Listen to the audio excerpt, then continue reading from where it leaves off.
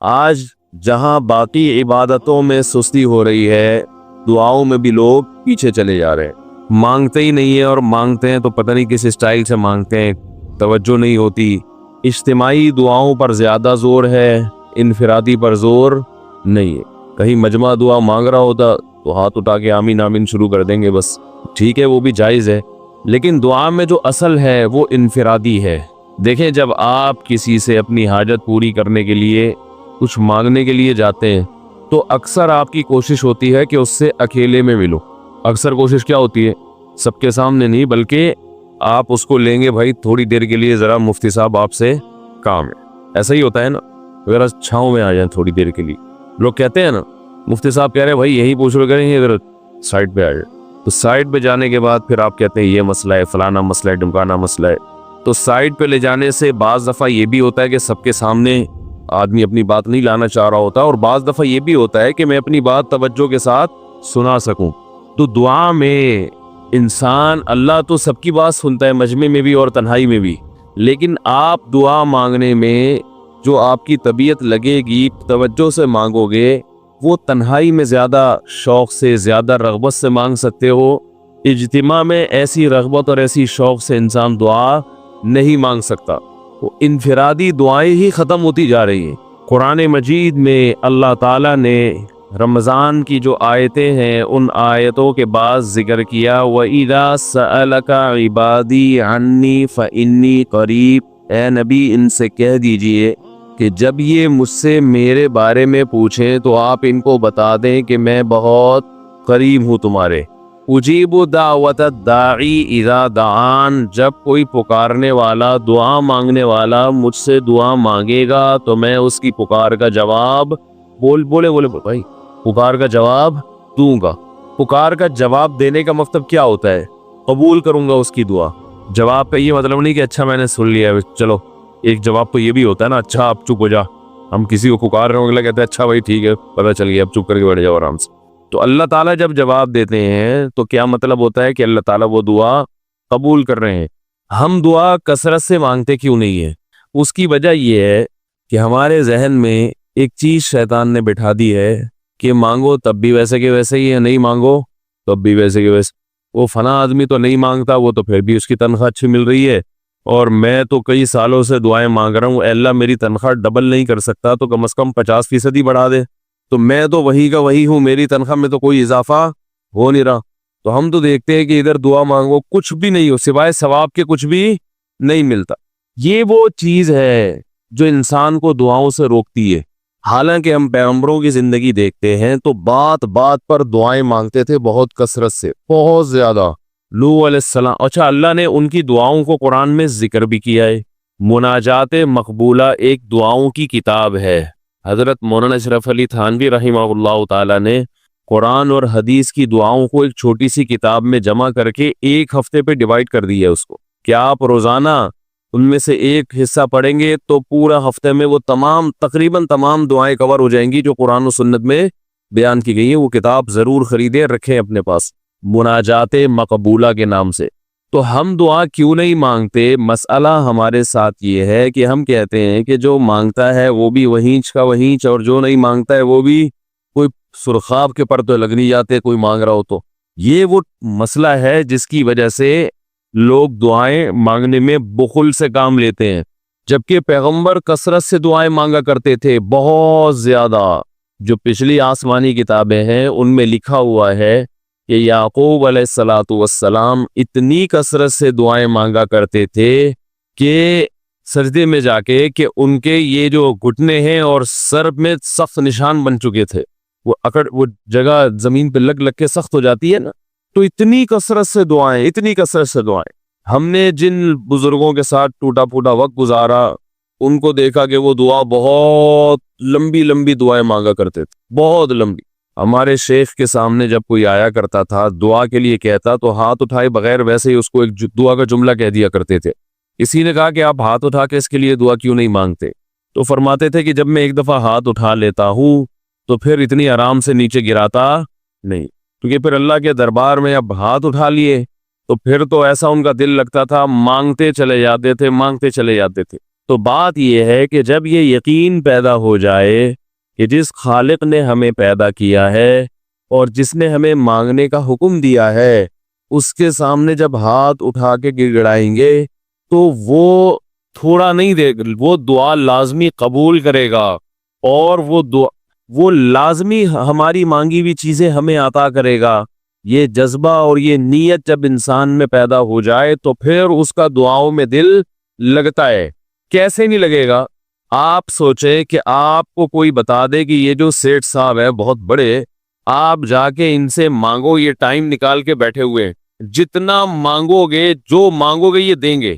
تو اب آپ بتاؤ، آپ یہ کہو گے کہ میرے پاس مانگنے کا ٹائم نہیں ہے؟ ایسے موقع پہ آپ یہ کہو گے؟ آپ جائیں گے اور بسم اللہ کر کے شروع ہو جائیں گے۔ آپ بولیں گے سر یہ مجھے 10 فائلیں چاہیے بحریہ ٹاؤن کی۔ آپ سوچو گے 10 نہیں ملی تو 9 تو مل جائے گی۔ سر مجھے یہ بھی چاہیے، مجھے یہ بھی چاہیے، مجھے یہ بھی چاہیے، اور آپ کو یقین ہو کہ یہ دے رہا ہے، تو آپ کبھی بھی کنجوسی سے کام نہیں لو۔ پھر آپ یہ نہیں کرو گے کہ آپ مانگتے ہوئے جو ہے نا، اس سے آپ جب مانگ رہے ہو تو آپ کی کبھی ادھر دیکھ رہے ہو، کبھی ادھر دیکھ رہے ہو، کبھی ناک میں انگلی گھما رہے ہو، کبھی سر میں کھجا رہے ہو۔ کوئی آ کے اس دوران آپ کو چھیڑے گا تو آپ کہو گے یہاں سے دفع ہو جاؤ، یہ میں کام کر رہا ہوں۔ ایک بندہ سخاوت جوش میں آیا ہوا ہے ابھی، اور فائلیں بحریہ ٹاؤن کی فری میں بانٹ رہا ہے۔ اس نے کہا بھائی جتنی مانگو گے دے دوں گا، اور جو مانگو گے دے دوں گا، تو ابھی تو میرے پاس ٹائم کم ہے، مقابلہ بہت سخت ہے۔ اور پھر اس میں آپ کو الفاظ بھی خود بخود آ جائیں گے، کس طرح سے سمجھانا ہے، مختلف طریقوں سے آپ بات کو گھماؤ گے۔ سر پلیز آپ بات کو سمجھا کریں، میں آپ کے پاس آیا ہوں، آپ کو پتہ ہے میں ادھر بھی جا سکتا تھا، وہ وسیم کباڑیہ کا بزنس بھی آج کل بہت چل رہا ہے، میرے پرانے اچھے تعلقات ہیں، لیکن مجھے پتا تھا کہ آپ تو آپ ہیں، آپ جیسا سیٹ تو کوئی ہے ہی نہیں، اور ہر مشکل میں آپ نے میری مدد کی ہے۔ جو الفاظ بھی اس کی سخاوت کو ابھارنے والے ہوں گے، وہ تمام آپ اس موقع پر اس کے اوپر انڈیل دو گے، پورا دیگچا بھر کے اس کے اوپر ڈال دو گے آپ۔ تو اللہ سے جب مانگتا ہے انسان اور اس کو یقین ہو کہ اللہ میری دعا کو پورا کرے گا، تو اس یقین کے ساتھ جب دعا مانگی جاتی ہے تو اس کا اسٹائل کچھ اور ہوتا ہے، اور ایک فارمیلٹی پوری کرنے کے لیے دعا جب مانگی جاتی ہے جیسے کہ ہمارے ہاں ہو رہا ہے، تو اس کا اسٹائل اور انداز کچھ اور ہوتا ہے۔ ہمارے ہاں دعا پڑھی جاتی ہے، مانگی نہیں جاتی۔ ربنا آتنا فی الدنیا حسنۃ وفی الآخرۃ حسنۃ وقنا عذاب النار، آمین۔ اور کہ ربنا ظلمنا انفسنا وان لم تغفر لنا وترحمنا لنکونن من الخاسرین، آمین۔ یہ دعا مانگی جا رہی ہے یا پڑھی جا رہی ہے؟ یہ تو پڑھی جا رہی ہے، آمین بھی پڑھا جا رہا ہے اس پہ۔ تو اللہ نے ہمیں یہ نہیں کہا کہ اقرؤوا الدعاء عند ربکم، اپنے رب کے سامنے دعائیں پڑھا کرو۔ اللہ نے کہا ادعوا، مانگو، پکارو، مانگو اس سے۔ بھیکاری جیسے بھیک مانگتا ہے نا، لوگ کہتے ہیں مانگنے کا کیا طریقہ ہے؟ بھائی جو بھیکاریوں سے پوچھو بھیک مانگنے کا کیا طریقہ ہے۔ بھیکاری اکثر ان پڑھ ہوتے ہیں، جو پڑھے لکھے بھیکاری ہوتے ہیں پھر وہ IMF سے مانگتے ہیں، وہ چھوٹی موٹی چیزیں نہیں مانگتے۔ بھیکاری اکثر کیا ہوتے ہیں؟ ان پڑھ، جن سے ہمارا صبح شام واسطہ پڑتا ہے۔ تو یہ کسی سے بھیک مانگنے کا طریقہ سیکھ کے آتے ہیں؟ بھائی کسی سے طریقہ سیکھ کے آتے ہیں کہ یار وہ ذرا فلاں بندے سے چندہ مانگنا، ذرا طریقہ بتانا؟ اگر کوئی بتائے گا بھی تو وہ کہے گا تو اپنے پاس رکھ، مجھے پتا ہے مجھے جیب اپنی کیسے بھرنی ہے۔ اس موقع پہ جو اس کی حالت دیکھ کے نا، وہ اپنا منہ بھی ٹیڑھا بیڑھا کرے گا، کپڑے بھی پھٹے پرانے، اور بہت گھمائے گا بات کو، ایسے منہ بنائے گا جیسے دنیا میں اس سے زیادہ غریب اور محتاج کوئی ہے ہی نہیں۔ سحری پانی سے کیے میں نے، گھر میں بچے بھوک سے بلک رہے ہیں، ایسی کہانیاں سنائے گا، ایسی کہانیاں سنائے گا۔ تو یہی حال انسان کا ہے جب اسے پتا ہو کہ میرا رب جو مانگوں گا وہ دے گا مجھے، تو پھر اس کے بھیک مانگنے کا انداز اور جو دعا مانگنے کا اسٹائل ہے وہ خود بخود فطرت اسے سکھا دیتی ہے، خود بخود اس کے اندر الفاظ آنا شروع ہو جاتے ہیں کہ ایسے مانگنا چاہیے۔ لیکن پرابلم یہ ہے، مسئلہ یہ ہے کہ دل میں یہ بات بیٹھ چکی ہے کہ قبول نہیں ہو رہی۔ عجیب حدیث ہے، رسول اللہ صلی اللہ علیہ وسلم نے ارشاد فرمایا کہ اللہ بندے کی دعا قبول کرتے رہتے ہیں، وہ مانگتا رہتا ہے قبول ہوتی رہتی ہے، وہ مانگتا رہتا ہے قبول ہوتی رہتی ہے، یہاں تک کہ ایک وقت ایسا آتا ہے کہ بندہ یہ کہتا ہے کہ میں مانگ رہا ہوں قبول تو ہو نہیں رہی، تو جب یہ کہتا ہے تو اس وقت قبول کرنا بند کر دیتے ہیں اللہ تعالیٰ۔ اللہ کہتے ہیں کہ اگر تو یہ سمجھ رہا ہے کہ قبول نہیں ہو رہی تو اب نہیں ہوگی۔ اب عجیب بات ہے یا نہیں یہ حدیث؟ بھائی وہ بندہ کئی سال سے دعائیں مانگ رہا تھا اور پھر آخر میں آ کے کہتا ہے کہ قبول تو ہو نہیں رہی، تو ظاہر ہے کچھ نہیں ہو رہی ہوگی، تبھی تو کہہ رہے ہیں نا. اس کو ایسا لگ رہا ہوگا کہ قبول نہیں ہو رہی. بھائی اس کو یہ لگ رہا ہوگا کہ نہیں، جو چیزیں مانگ رہا ہوں وہ تو مل نہیں رہی، تو تبھی تو وہ کہتا ہے کہ قبول نہیں ہو رہی. تو سوال پیدا ہوتا ہے پھر اللہ قبول کرنا بند کیوں کر دیتے ہیں؟ اللہ تعالیٰ جب دعائیں قبول کرتے ہیں تو اس کا انداز وہ نہیں ہوتا جیسے ایک عام انسان جب کسی کو بھیک دیتا ہے. ایک عام فقیر جب آپ کے پاس آئے گا، آپ سے بھیک مانگے گا، 100 روپے دے دو، 20 روپے دے دو، آپ اٹھا کے 100 نہیں تو 20، 10-20 تو پکڑا دیتے ہیں اس کو، تو وہ یہ سمجھتا ہے کہ میری دعا کیا ہو گئی؟ قبول. لیکن اللہ تعالیٰ اس طرح دعا نہیں قبول کرتے. اگر اللہ اس طرح سے دعائیں قبول کرنا شروع کر دیں تو پھر یہ معاملہ غیب کا نہیں رہے گا. ادھر آپ نے دعا مانگی، اے اللہ میرے کاروبار کو بڑھا دے، لیلۃ القدر میں رو کے دعا مانگی، اور صبح صادق کے وقت آپ کا فون آیا کہ آپ کا کنٹینر کسٹم والوں کے شر سے محفوظ ہو گیا ہے، سمجھ میں پاس ہو گیا وہ، اور آپ کی چیز ڈبل قیمت پہ بک گئی ہے. پھر آپ نے دعا مانگی، اے اللہ تیری رحمت اس وقت جوش میں آئی ہوئی ہے، تو ایسا کر میرا بچہ بھی پاس ہو جائے، اس کے نمبر اچھے آ جائیں. ادھر فون آیا کہ آپ کا بچہ پہلی پوزیشن سے کامیاب ہو گیا. پھر آپ نے کہا آج اللہ کی رحمت بہت جوش میں آئی ہوئی ہے، اے اللہ میری بیوی بھی ٹھیک ہو جائے. تو بیگم صاحبہ کا فوراً فون آ گیا کہ میں ٹھیک ہو گئی ہوں. اے بھائی میں ٹھیک ہو گئے. اے اللہ ساس صاحبہ بہت دنوں سے آگے بیٹھی ہوئی ہیں، جانے کا نام نہیں لے رہی، فون آ گیا کہ میں چلی گئی ہوں. اس طرح سے اگر دعائیں قبول ہونا شروع ہو جائیں تو میرے بھائی پھر یہ سارے کافر، یہ سارے لبرل لوگ جو اللہ کو مانتے ہی نہیں ہیں، یہ دنیا کا ہر کام چھوڑ کے مصلی بچھا لیں گے اور دعاؤں کو فوکس کرنا شروع کر دیں گے. دعا قبول ہوتی ہے مگر اس شخص کی جو اللہ پر غیب پر ایمان رکھتا ہے، جسے دعا قبول ہوتی ہوئی نظر نہیں آتی مگر وہ یقین کرتا ہے کہ دعا قبول ہو رہی ہے. صرف اس شخص کی دعا قبول ہوتی ہے، اس کے علاوہ کسی کی قبول نہیں ہوتی. بہت مشکل ہے بھائی سمجھانا. دعا سب کی قبول ہوتی ہے کا مطلب پتہ ہے؟ سب کی مطلب ان سب کی کہ جو یہ یقین رکھتے ہیں کہ قبول ہوتی بھی نظر نہیں آ رہی پھر بھی قبول ہو رہی ہے، ان لوگوں کی قبول ہوتی ہے دعا. حدیث سے پتہ چلتا ہے، اور اصل میں دعا مانگتے ہی یہی لوگ ہیں. اب آپ کہیں گے بھائی نظر تو آ نہیں رہی، جب میں جو چیز مانگ رہا ہوں وہ مل نہیں رہی، تو کیا ایسے قبول نہ کرنا کیا ہے بھائی؟ یہ تو صرف مشورے مل رہے ہیں ہمیں کہ پھر بھی مانگتے رہو. تو ہم نے وہ ایک فقیر تھا نا، ایک سیٹ صاحب کے پاس آیا، کہنے لگا کہ بھائی ذرا کچھ پیسے مل جائیں گے، گھر میں ضرورت ہے. تو اس نے کہا اتنے ہٹے کٹے ہو کے بھیک مانگتے ہو، شرم نہیں آتی؟ اس نے کہا فی الحال میں نے آپ سے بھیک مانگی ہے، مشورہ نہیں مانگا. جب مشورہ مانگوں تو اس وقت مشورہ دے دینا کہ بھیک مانگنا میرے لیے مناسب ہے یا نہیں ہے. بھائی ابھی میں آپ سے پیسے مانگ رہا ہوں مشورے کے لیے، پھر کوئی اور ٹائم انشاءاللہ رکھ لیں گے، اس میں آپ سے مشورہ لوں گا کہ میرے جیسے آدمی کو بھیک مانگنا مناسب ہے یا نہیں. تو آپ کے ذہن میں بھی یہ خیال آ رہا ہوگا کہ ہم اللہ سے دعا مانگتے ہیں اور اللہ کی طرف سے جو چیز جو ہم مانگ رہے ہیں وہ تو مل نہیں رہی، بلکہ اللہ کی طرف سے مشورے مل رہے ہیں کہ مانگتے آؤ قبول ہو رہی ہے، تو ہوتی بھی تو نظر نہیں آ رہی. کیا خیال ہے بھائی؟ قبول ہوتی بھی نظر تو نہیں آ رہی. تو یاد رکھے دعا تو لازمی قبول ہوتی ہے. اگر آپ کو قبول ہوتی بھی نظر نہیں، دعا قبول ہونے کے انداز مختلف ہیں. اللہ تعالیٰ کے جس طرح سے قبول کرتے ہیں نا، وہ عام لوگوں کی طرح نہیں آپ کو چیزیں پکڑا دیتے، یہ تو غیب سے معاملہ ختم ہو جائے گا. اللہ کی حکمت کا تقاضا یہ ہے کہ اس طرح سے قبول کرو کہ قبول ہو مگر اس کو پتہ نہ چلے، کیونکہ وہ اللہ کا دربار ہے، اس کی کچھ قیمت ہے کہ وہ ہر ایک کو مانگنے کی توفیق نہیں دیتا. بھائی آپ نے کبھی دیکھا کہ کوئی سیٹ ایسی دکان کھول کے بیٹھ جائے کہ آؤ جو مانگو میں دوں گا؟ ایسے تو کیا ہوگا کہ پورا نظام خراب ہو جائے گا نا. پھر آپ 10 فائلیں تھوڑی مانگیں گے، پھر تو آپ کہیں گے پورا بحری اٹاؤن میرے حوالے کر دو، پھر تو آپ یہ کریں گے نا. یہ تو میں نے ایک مثال دی تھی. عملاً ایسا نہیں ہوتا. عملاً وہی آگے بیٹھے گا اور وہی آپ کو پیشکش کرے گا کہ اس کے کچھ اصول اور ضابطے ہوں گے، ان قواعد پہ آپ پورے اترتے ہوگے تو آپ کو وہ گھسنے دے گا. اللہ کے بھی کچھ اصول اور ضابطے ہیں، ساری دعائیں قبول کرے گا، جو مانگو کہ صرف اتنا نہیں بلکہ بڑھا کے دے گا. لیکن اصول یہ ہے کہ اللہ کہتے ہیں کہ جب میں دوں گا تو نظر نہیں آئے گا، مگر یقین رکھنا کہ کیا کر رہا ہوں، میں دے رہا ہوں، پھر دیتا رہوں گا میں. پھر بات وہیں آگے کھڑی ہو جاتی ہے کہ ایسے دینے کا کیا فائدہ کہ ہماری سمجھ میں نہیں آ رہا کہ پتہ نہیں کیسے دے رہا ہے اللہ تعالیٰ. تو یاد رکھیں اللہ تعالیٰ کے دینے کا انداز تھوڑا مختلف ہے. وہ کیا ہے؟ بعض مرتبہ جو چیز مانگ رہے ہوتے ہیں اللہ وہی چیز آپ کو دے دیتا ہے.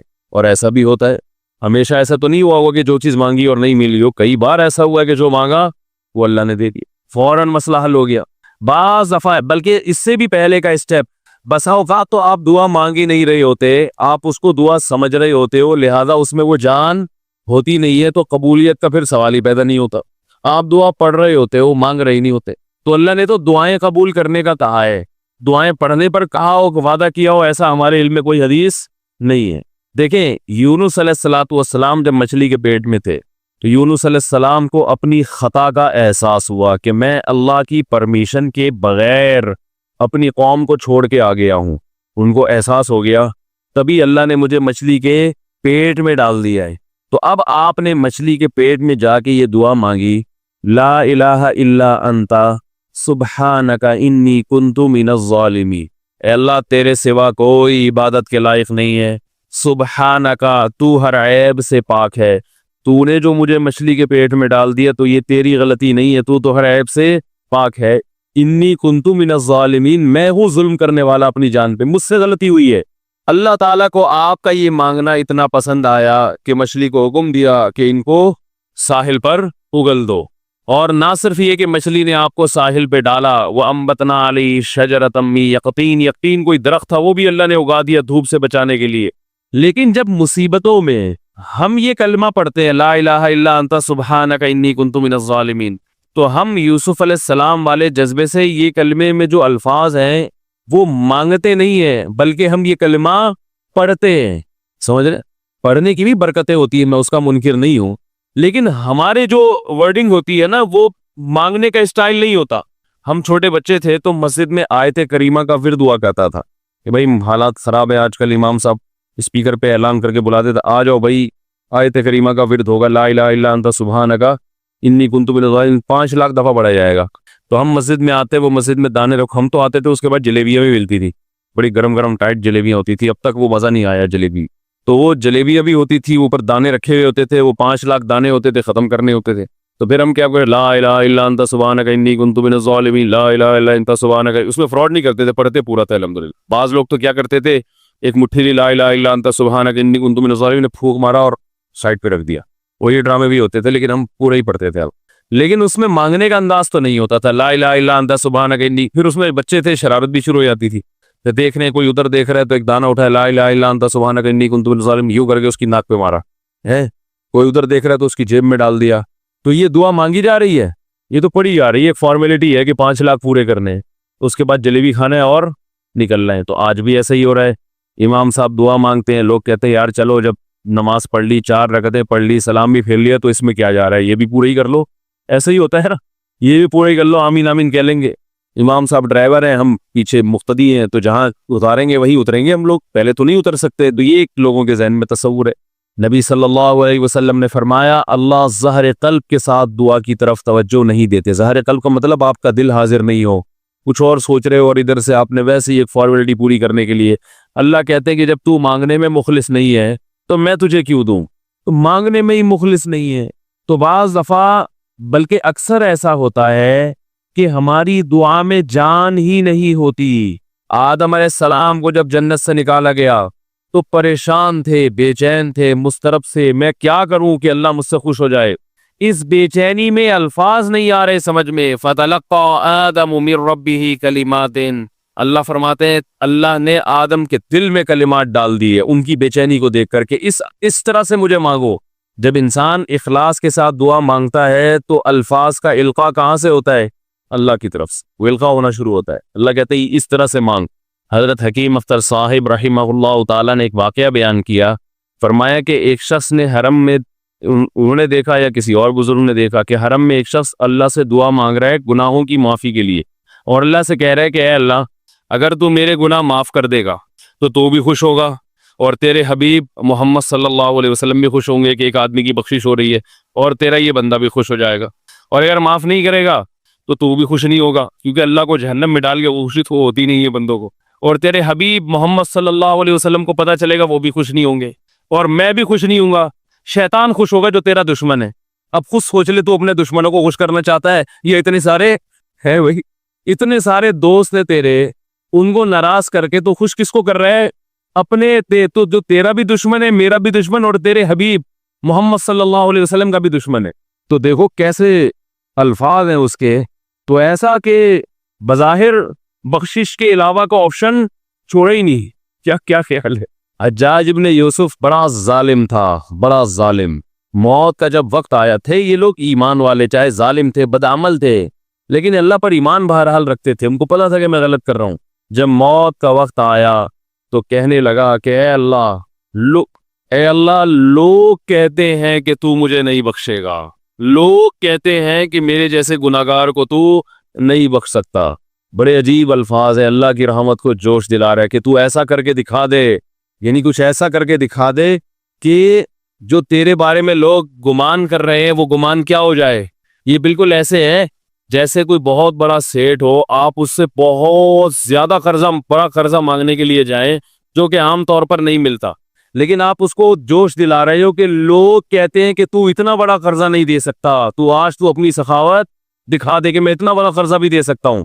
تو مرتے ہوئے کیا کہنے لگا کہ اللہ یہ پبلک کہہ رہی ہے کہ تو مجھے نہیں بخش سکتا، یعنی یہ تیری رحمت کو چیلنج کر رہی ہے کہ اتنے بڑے گناہگار کو نہیں بخشے گا اللہ، تو آج کیا کر لے تو یہ دکھا دے اپنی رحمت سے کہ میں اتنے بڑے گناہگار کو بھی معاف کر سکتا ہوں۔ اب پتہ نہیں اللہ نے معاف کیا نہیں کیا، وہ تو اللہ کا معاملہ اور حجاج بن یوسف کا معاملہ، لیکن علماء کہتے ہیں اس نے الفاظ بڑے ڈینجرس کہے ہیں مرتے وقت۔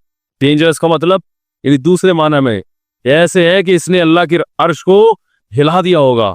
اللہ کو مانگنا اتنا پسند ہے، پہلی بات تو یہ ذہن میں رکھے کہ اس سے بڑی کوئی عبادت نہیں ہے دعا سے، اور دعا سے مشکل کوئی عبادت نہیں ہے۔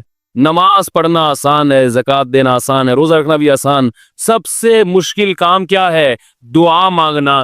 اسی وجہ سے ہم نے جن لوگوں کو دیکھا کہ وہ واقعی دیندار ہے، اللہ والے ہیں، ہم نے صرف انہی کو دعائیں مانگتے ہوئے دیکھا ہے۔ عام لوگوں کو ہم نے دعاؤں کو اتنا فوکس کرتے ہوئے نہیں دیکھا، وہ دوسری چیزوں کو زیادہ فوکس کرتے ہیں، دعاؤں پہ زیادہ زور نہیں ہوتا ان کا۔ وظیفوں پہ تو ہوگا صبح شام، یہ والا اتنی دفعہ، وہ والا اتنی دفعہ، وہ بھاگ گئی واپس آ جائے اس کے لیے اتنی دفعہ، وہ جا نہیں رہی اس کے لیے اتنی دفعہ، یہ وظیفوں پہ تو ہوگا زور۔ ایسے ہوتا نا ہاتھ اٹھا کے اللہ سے گڑگڑا کے مانگا جائے، یہ چیزیں کم۔ میں جب حج پہ گیا تو اپنے شیخ مرشد کے ساتھ تھا، پہلے ہی ہم نے ان کو دیکھا تھا بہت زیادہ دعائیں مانگتے ہیں، وہ بہت زیادہ ان کا دعاؤں میں دل لگتا ہے، بہت دعائیں مانگتے ہیں۔ تو مجھے کسی نے بتایا کہ یہ جب بیت اللہ کو دیکھتے ہیں تو اتنی لمبی دعا مانگتے ہیں کھڑے کھڑے کہ تم ان کے ساتھ ٹھہر نہیں سکتے۔ میں نے کہا کیوں نہیں ٹھہر سکتے، ہم جوان ہیں، ان کی عمر زیادہ ہو گئی اور ان کو کچھ بیماریاں بھی ہیں، تو میں نے کہا ہو جائے مقابلہ پھر، ٹھیک ہے نا، دیکھتے ہیں کون زیادہ لمبا ٹھہر لیتا ہے۔ تو جب بیت اللہ پہنچے، ان کی نظر بیت اللہ پہ پڑی، ذرا قریب گئے۔ یہ جو کہتے ہیں نا بیت اللہ پہ نظر پڑتے ہی وہیں ٹھہر جاؤ شروع ہو جائے، ایسا نہیں ہے۔ بیت اللہ پہ اگر نظر پڑی ہے آپ کی تو کوئی بات نہیں، اور قریب چلے جائیں، کوئی دوسرا عمل کرنے سے پہلے دعا مانگیں۔ پہلی نظر کا مطلب یہ ہوتا ہے کہ جب نظر پڑی ہے تو اب طواف شروع کرنے سے پہلے یا کوئی دوسرا عمل کرنے سے پہلے آپ جا کے دعا مانگیں، تو وہ دور سے نہیں بلکہ جتنا قریب جا کے مانگیں اتنا زیادہ اچھا۔ لوگ کیا کرتے ہیں، یوں منہ نیچے کر کے جا رہے ہوتے ہیں کہ پہلی نظر پڑ گئی تو پھر دعا کا موقع نکل جائے گا، تو یوں وہ ٹکرا بھی جاتے ہیں۔ کچھ نہیں ہوتا، نظر پڑ جائے تو اور تھوڑا قریب جائے، قریب جا کے دعا مانگ۔ تو ان کو ہم نے دیکھا کہ انہوں نے دعا مانگنا شروع کی، میں بھی کھڑا ہو گیا ساتھ میں، ہم نے کہا چلو ہم بھی مانگتے ہیں۔ تو وہ اتنی دیر تک حالانکہ کمر میں بھی تکلیف، بیماریاں بھی ہے، شوگر بھی ہے، تو بالآخر میں نے ہتھیار ڈال، میں نے کہا میں اتنی دیر کھڑا نہیں ہو سکتا۔ اور میں پھر اب بیٹھتے ہوئے شرم بھی آ رہی تھی کہ وہ بولے کہ میری عمر زیادہ ہے اور یہ دیکھو ابھی شادیاں تو کرتا رہتا ہے، تو یہ کیا شادیاں کرے گا جو کھڑا نہیں ہو سکتا اتنی دیر۔ تو وہ اتنی دیر ہو گئی تو میں بیٹھ گیا وہاں ہی۔ کئی ایسے ہمارے اکابر گزرے ہیں، بزرگ گزرے ہیں، 1 گھنٹہ 2 گھنٹہ 3 گھنٹہ مرکز میں، تبلیغی مرکز میں کسی نے بتایا کہ ایک بزرگ کو میں نے دیکھا صبح اشراق کے وقت دعا مانگنا شروع کی ہے اور ظہر کی نماز میں اٹھے۔